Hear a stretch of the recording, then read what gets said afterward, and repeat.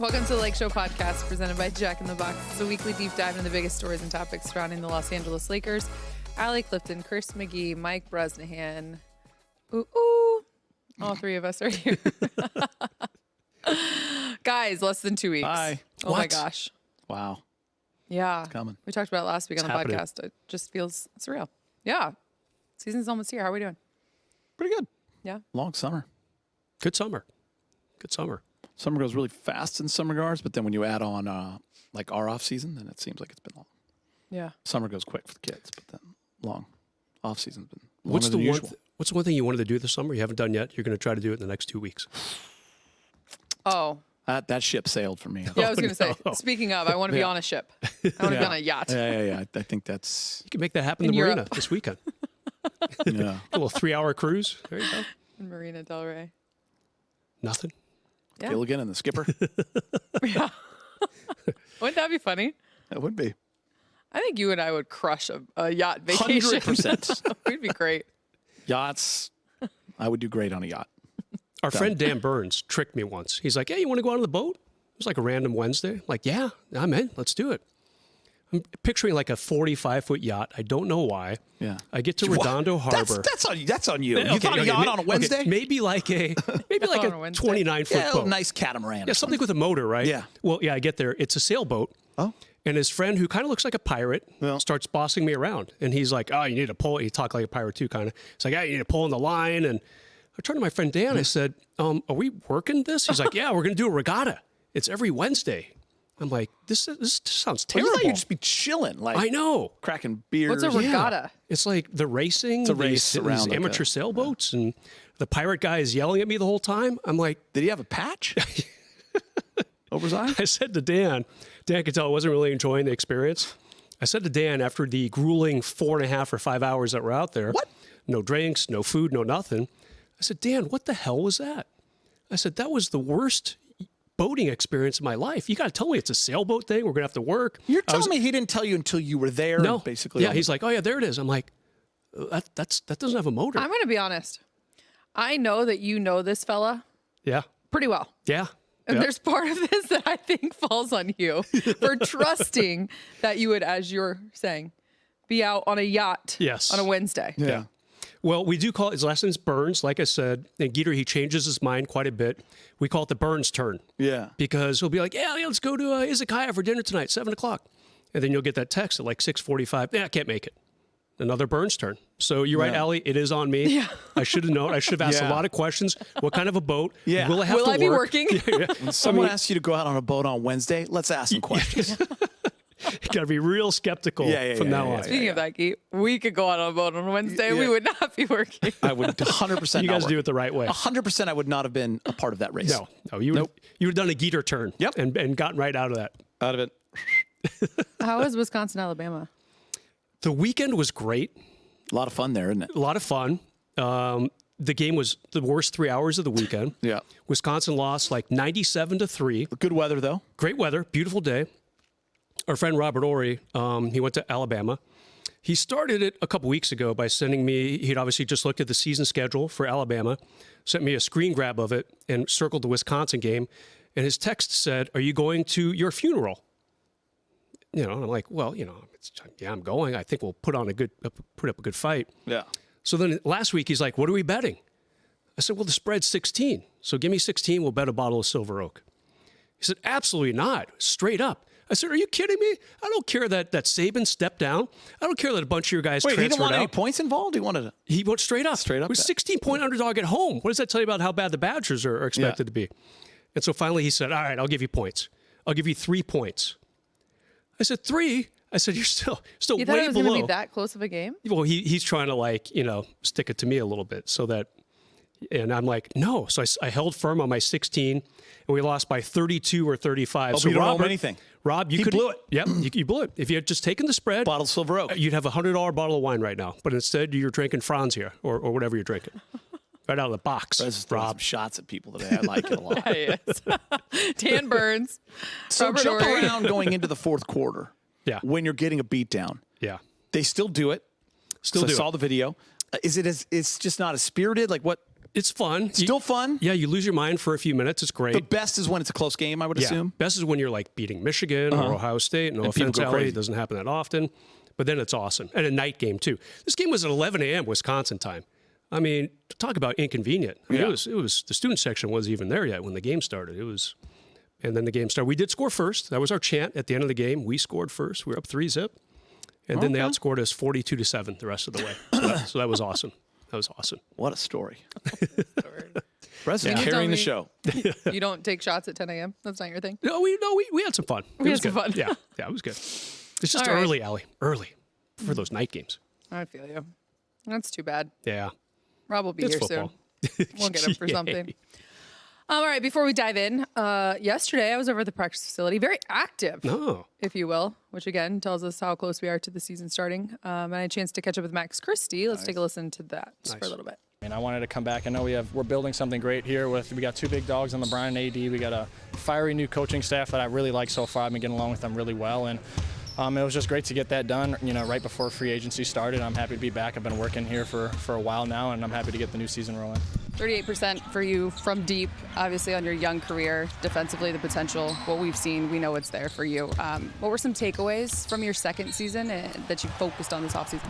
I think for me, just mental, how important the mental game is for me, how confident I feel right now, and that's really a big byproduct of what I've worked on this summer. It's been a big part of my mental game, and I feel like I have the skills. Like you said, offensively I shoot the ball pretty well, and defensively I'm athletic enough and I have good instincts to guard people. So for me, I think it's just having the confidence to be able to put that into action this year, when I am out there on the floor. So I'm excited for that. You had mentioned, and we just heard him say too, he's been around a lot this summer. There was a lot of excitement for him. You could just tell just an energy and a confidence when he walked over. We had a chance to talk after. Obviously, his brother went in the draft this year. He's going to play for the Clippers. That's cool. They are not going to be living together. I they're asked him that. No. I was curious. But they're going to live 30 seconds apart, same complex. Oh, that's cute. Yeah. Oh, okay. So they're definitely going to be there for each other. They're super excited. He had mentioned. But I think the biggest thing for me, and it's one thing that we've all talked about over the course of shows and stuff with Max, from his first to his second season, he was very consistent with the control which you can control. Mm-hmm. And I think too, he talked about it in Jovan's podcast, the adversity he faced last year with the up and down kind of playing time, and then the conversation transitioning into with Rob and JJ on what his role will be. And I know we're all excited to kind of see that hopefully open up for him because he's going to be a big piece. I don't know much about, I don't know Max well. I just know that I've always been really impressed from the first time we ever had him on this podcast when he was right out of Michigan State. And I know he only went to college for a year, but he had this maturity about him. So props to his parents and, coaches he's had along the way, because he just knows how to answer questions. He knows how to handle himself. You always walk away impressed by him. And I think the biggest thing that jumps out for me is that he has confidence in himself. Like, to be good in this league, you have to believe in your ability, and you have to truly know that you can deliver. And I think he believes that, and he carries himself that way. And I think that's a big part of the battle. Yeah. And listen, he feels like he's got a lot to prove. I mean, you get paid like he did, and you could absolutely, like, and not that he got a huge bag, but like, it's a lot of money for a young man and for a guy that didn't play. So he could have chilled, but I think he wants to show everybody that I deserve this, and I'm actually going to get more the next time around. There's also a level, and I asked him about it too, like when you're now going to be coached under a guy who was a shooter himself, who understands what an offense has to look like for spacing for you as a player to be able to benefit and take advantage of, to feel that kind of confidence from your head coach has to go a long way too. Yeah, no doubt about it. And the thing about Max is a couple things. First of all, indeed, I've been hearing he's been working out at the team training facility a lot this summer. So good for him, because some players, they get that first big contract and they take the summer off. Hey, I worked hard for my first few years in the league, and he got probably a 4x pay bump. So congrats to him. But he's not the guy who's sitting around saying, all right, I've signed a guaranteed contract. I'm gonna chill for a summer. No, it's the opposite. He wants to get in there. I think he senses an opportunity, because this team did not add any new faces other than the two rookies, Dalton Knecht and Bronny James. You lost some pretty good, backup guys, Taurean Prince, Spencer Dinwiddie, veterans who could get you, 10 points a game, no sweat. Without those two guys, you're going to need someone on that bench to fill that void. Hopefully that's Max Christie, because you know, he really was an afterthought last season in the final 2 months or so. Darvin just didn't go to him. And maybe he wanted the veteran guys, maybe the guys I just mentioned. Bottom line, there's a big opportunity for Max, and he's not sitting around just kind of counting his money. You know, good for him. Yeah, it'll be interesting to see. In additional news, the Lakers, here's some fun positivity, if you will. The Lakers and 7-foot center Christian Koloko have agreed on a deal. Koloko is expected to have an opportunity for a role in the Lakers front court after he receives clearance from the league's fitness panel. He missed last season with blood clots. He was waived by the Raptors in mid-January. 24 years old, played at Arizona. For those of you that don't know a lot about Christian Koloko's background, Sierra Canyon High School, 33rd pick in the second round of the 2022 draft. But there is some, I was reading the article from Dave McMenamin. There's some optimism. I want to get this so I quote it right really quick. There is some optimism that he will be able to play this season, as the Lakers have conducted an independent assessment of the 24-year-old, his condition. But then with that said, there's also some rules with the two-way contract. So what are we thinking in terms of, we've talked a lot about depth at the center position. Yeah, I mean, first of all, him as a player, he reminds me of JaVale McGee a little bit. He's not going to wow you at all on offense. Okay, no, you're not going to see him shoot at all outside the paint unless he's really been working on his mid-range and three-point game during the offseason. He's a straight rebounder, shot blocker, occasionally a lob dunk guy. So, you know, maybe if indeed he can like get his medical stuff in order, he still has to be cleared.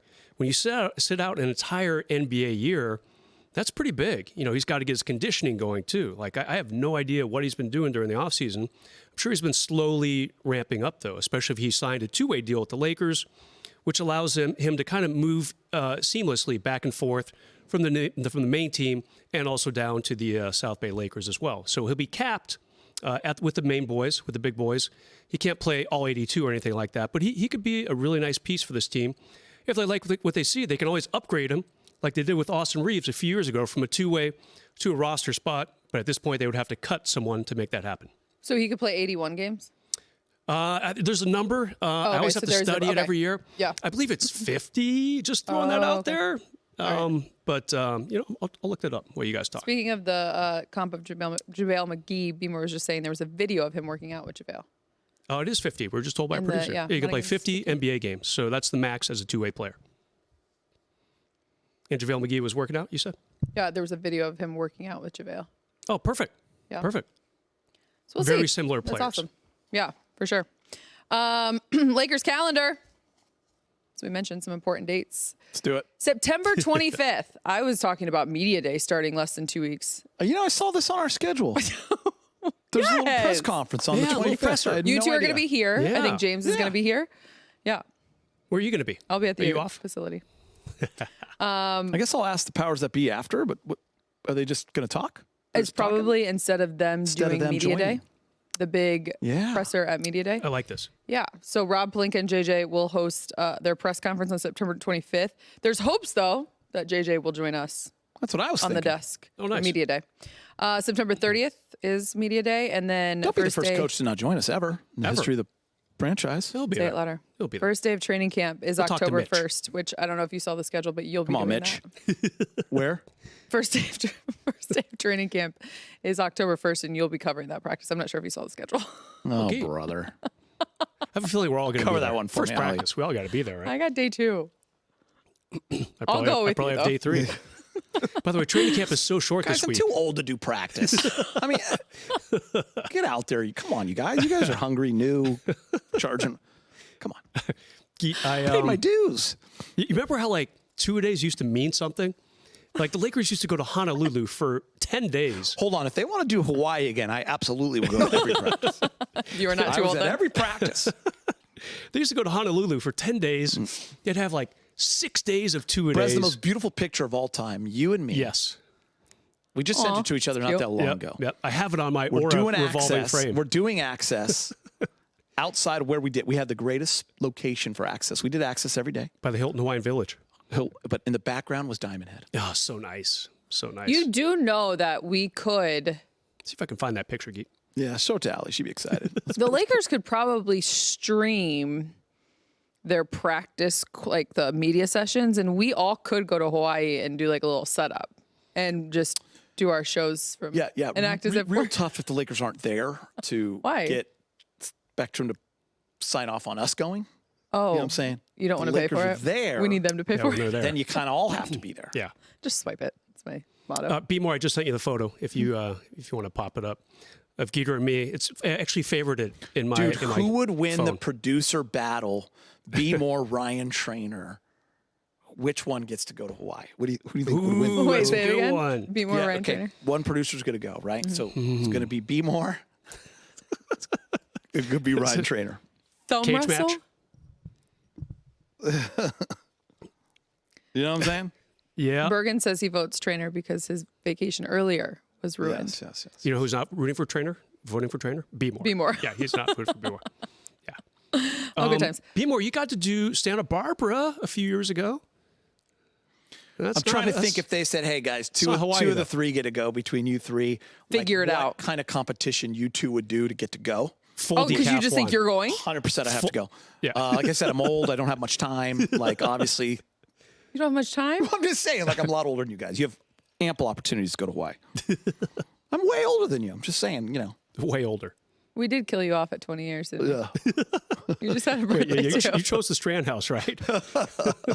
You know what? Y'all can go. No, but like, you know how they do, like, for fantasy football, Yeah. people do, like, track and field events or some kind of events for you know, where you're going to draft. Be fun to have little Olympics. We could with do you like two to see who the like, goes. yeah, like some sort of pentathlon. So 5 events, like Let's M&M do eating contest. You know, how many can they eat? beer, shotgun beer, yeah, shotgunning beer bongs. Yep. It has to be on campus here. Let's go to the beach. Screw that. We'll go south of Manhattan Pier. And we can only use Pop Busch culture Light. knowledge would be Pop one. culture knowledge. Allie, sorry, you're staying Allie, in you want to LA. do something physical where you think you get. Do you want me to be there or I'm just not? saying, like, you gotta also now you gotta bring in, like, you know, you're playing him one-on-one. I mean, you feel strong about your I game. crush him, yeah. Golf, he doesn't golf. I don't golf Have at you all. seen me I'm swing out. a golf club? I might be able to finish second in that one. I So golf all of you just enough. listening, maybe you guys should set up a little Olympics for Brez and I. So he's going to go on this imaginary trip. Imaginary, because I got the automatic berth. Because Geeter always gets the automatic berth. But I do want to compete in the 5 events, but I do have the automatic berth. 5 events. But you want This to should do, be the good. beer This would be a chuck. good one. You're in for that. Dude, any kind of weird game, Brez is winning. Like drinking, I just have a weird feeling. Brez knows all these weird games. So, Until you make him yeah, I'm drink not- beer out of a straw. He's not a big Yeah, fan. I'm not God. playing his Sounds games. terrible. I did just come back from a full weekend in Wisconsin, so I feel like the tolerance is Is pretty up? good. Here's right the now. bummer. Yeah. Lakers aren't going to Hawaii. So I I know. apologize for bringing that up. Not since 2016. Yeah, 2016 was the last time. Yeah. Before they we hadn't wrap gone in a up long time before the that. headline 2015. section, 2010, I believe. It's been a while. what are you most looking forward to in the season? Any question marks that you have that we have not discussed in this 9-month off season? Ooh, open-ended. Wait, what are we looking forward to that we haven't Yeah. talked about? Is there anything like big question marks or like what you're looking forward to most? You know what, Keith? You and I talked about this a couple weeks ago. Allie, I don't know if you were there that day. ESPN picked the Lakers to finish 11th in the West. It's wild. F them. So, you know, other people, I saw the Boston Globe. Can't tell you why I was reading that. Someone Yep. sent it to me. Bro, They WTF. picked Gary Washburn, an old reporter friend. Someone sent me his article. He picked the Lakers to finish 7th in the West. Okay. So I've kind of seen, so if the Boston guy says 7 and ESPN says 11, I just feel like ESPN does this a lot. Whether clicks. it's player rankings. I don't know. I just feel like it's good for them. It gets the clicks. It Yeah. gets people talking about it. Yeah, it's controversial. But I mean, I think 7 is more likely than 11. I just don't see I'm the with Lakers Brez. missing everything. I'm with you, Brez. So I think the Lakers are going to have a little chip on their shoulder. I'm eager to see that. We haven't talked much about that because it's only been recently that all these polls and predictions are coming out. But I think they're being undervalued a little. I think he's right. But my answer, I don't know if it qualifies because we actually have talked about it, but I am very, very, what's the word? Intrigued, curious, not panicked, but I'm just anxious about those first 10, 15 games. I want to see where they're at. Like, I'm sick of bad starts. Yeah. Bad starts Great call. set the tone for a rough season, even though they've been able to pull out of it and they have great second halves. Trust me, I love a great second half because you're going into the playoffs with momentum and it's super fun, but it'd be just really nice to have a good start. So your just backs up aren't against the wall and you're talking about injuries. And I just feel when you have a bad first 10 to 20 games, just the negative talk is so at the forefront when I just would rather it just be basketball. Yeah. Hey, let's talk basketball. It's a good team, whatever. Here's the other shooting this, whatever. I'm talking about that instead of, other stuff. Does that make sense? Yeah, no, 100% it does. With you. I'm anxious to see how Anthony Davis is this year. I just felt like there was a lot of times last year where it was tough because you had hoped and expected and wanted him to be just available first and foremost, but then dominate the way he did, as we've talked about so much. But then you want to see that like benefit. You want to reap all of that with the wins. You know what I want to see? What? Or what I'm looking forward to? I'm hoping the discussion month in is not around them in the Olympics, tiring them out. I hope that's just not a story for anyone in the league. Yeah. 5 Olympics weeks. are great. Yep. All the Olympians are playing well. Let's move on. That's what I'm hoping. It's a 5-week commitment for them, including almost 3 in the Olympics. 2 weeks. You know what it is too, tune-ups. Brez? I'm curious. I would ask LeBron this maybe, or if not on air, but I think it'd be if I had a conversation with an Olympian. I think I would be like, "What is it more of a mental toll than a physical?" And I ask that because yes, obviously it's rigorous and it's 5 weeks, but you have these guys are basketball players; they've been doing it their whole lives. But the coming off of a huge win, it is really hard to like winning something, like reaching a goal. It's really hard to like turn back and go, okay, we're starting over again. You know what I mean? Like, so you're hoping they got to enjoy that time for a month. Yeah. Enjoy being gold medalists, enjoy each other. I'm sure they had some events. And then, hopefully you're re-energized. Yeah. Because it's hard mentally to. There's a part of me that feels like it's on obviously a different scale because it's the Olympics versus like a regular season, but it's kind of like what you felt from a mental standpoint after the in-season tournament. Yeah. You have this like come down, if you will, of all of that. And having to. You go to Disneyland as a kid or whatever. Next day you got to go to school. So. Maybe that's why my parents never took I'm me just to saying, Disneyland. You're obviously jacked. Yeah. You have this moment. You're there. You're raging. Right. Everything's good. Is that what we did in the Matterhorn? Next day, you're during the parade with Moana. You're in math class, Sister Donalda. Everyone, you know what I'm saying? Like, Your parents are the worst. Yesterday they were the best. Now you're like, you're not eating cotton candy. You're eating like a peanut butter jelly. You know what I'm saying? It's just kind of like trying to trade your friends for and then better, you got to refire snacks. up for the week and get yourself going again. So, God, I wish every day was Disneyland. I know. Really quick before we actually take a break, did you guys see the Netflix starting 5? You series posted is coming it on out? Instagram today, and I had no idea that existed. Super excited. coming out in a 5 month? guys. Yeah. LeBron's one of them. Braun, Ant, Tatum, Sabonis, and Jimmy Did Butler. they follow him around Yeah. Whoa. last year? I believe. When? Through the Olympics. It's so hard too because Braun always has cameras More so through the everywhere, so I Olympics. didn't That's realize super that it was cool. like a I know. right, crazy. That looks awesome. Just saw cool. the trailer today. I'm all in. In case you haven't seen it, check it out. Me too. All right, Lakeshow fans, remember you can be a part of the show each week. Feel free to send us your questions, comments. We'd love to hear from you. We're going to take a quick break. When we come back, it's around a bucket or brick. Welcome back to the Lakeshow podcast presented by Jack in the Box. If you're enjoying the show, you can check out more original podcasts from our Spectrum News journalists on the Spectrum News app. Just head to the podcast section to listen to the latest episodes. You can download the Spectrum News app on the App Store or Google Play. Time for a round of bucket or brick presented by Jack in the Box. Bucket or brick. D'Angelo Russell will break the Lakers' 3-point single season record, breaking his own record from last season, which was 226 makes. That's a lot of threes. Brez, don't get mad at me. I'm bricking it just because I think he's going to have around 220. Oh, okay. He'll be a little short. He's going to have a lot of threes. It's going to be second most all time. But I just don't think he's going for like 230. Well, it's also You know what? B. Moore just yelled at me. You're right. Under JJ. Yeah, I think there's going to be more volume for other people. okay. Terrible answer. I'm bucketing this. I mean, Best shooter on the team. I mean, the easy call Well, is then to why'd you brick. gues give me the question? If I can't answer it, I want to answer it. I actually thought it was a layup for you, but here we The are. easy answer is brick because he might get traded. So if he gets traded, he's not breaking his own thing. This assumes, he's been a trade chip for a little bit here. This assumes that he's going to be here the whole year. I'm absolutely bucketing it. I think if we go back to like January and December when he was really struggling, he got sent to the bench for a few weeks, coming off the bench. hey, if he's a starter all the way through and he ends his season with the Lakers, keep in mind he's an expiring contract. If the Lakers are struggling, they might try to change things up.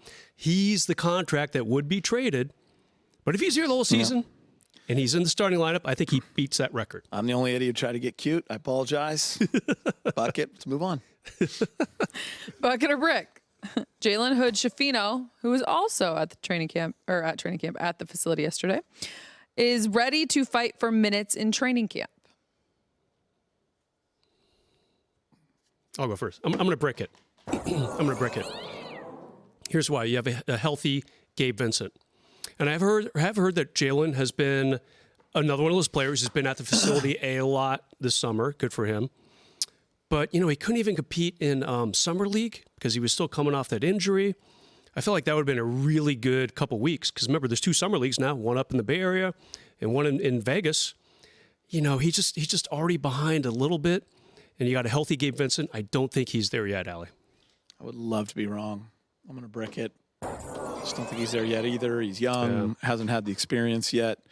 Lakers have plenty of ball handling type guys with D'Lo and AR and Gabe and Braun. Yep. I just don't see him cracking the line. I would be so excited to be wrong. He's a guy that really needed Summer League, I feel like. I would love to be he just wasn't healthy.